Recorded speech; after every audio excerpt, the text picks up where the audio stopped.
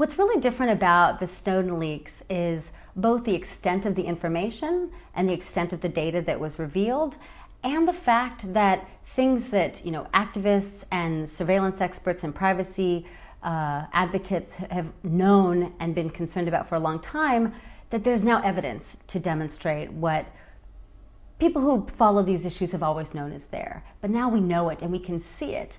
And I think the other thing that's really significant, and this is something that Snowden himself has made very explicit in some of his interviews, is that he released this information explicitly because he wanted this debate to happen. He wanted us to be having this conversation that we're having now.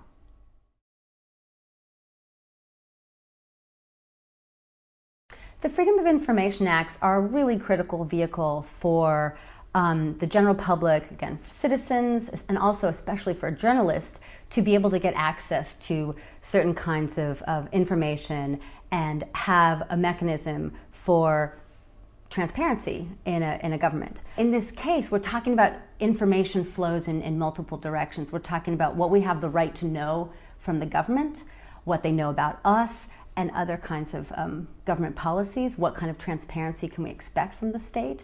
And what the state has the right to collect about us, and have all this data that's just waiting to either be looked into or stored, in perpetuity.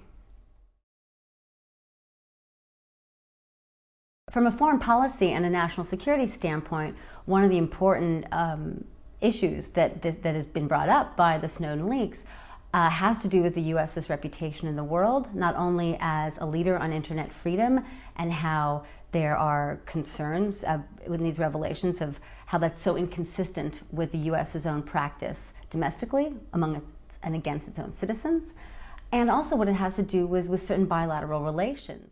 And I think the other issue that is really significant is the relationship of this new sector of informational intermediaries. The government doesn't collect this data through the old-fashioned means of bugging people's homes or their, or wiretapping devices. A lot of this data gathering, most of this data gathering, is done through getting information that's already out there, collecting data from the companies that we do business with on an everyday basis and that we're reliant on for our everyday communication. Social media platforms, mobile companies, internet service providers. That's where the information already exists. So there should be greater demands on companies to provide clear and coherent and simple language terms of service agreements. So there are things we can do at the policy level, both by pushing the companies, but also by pushing federal governments to require companies to do better at that.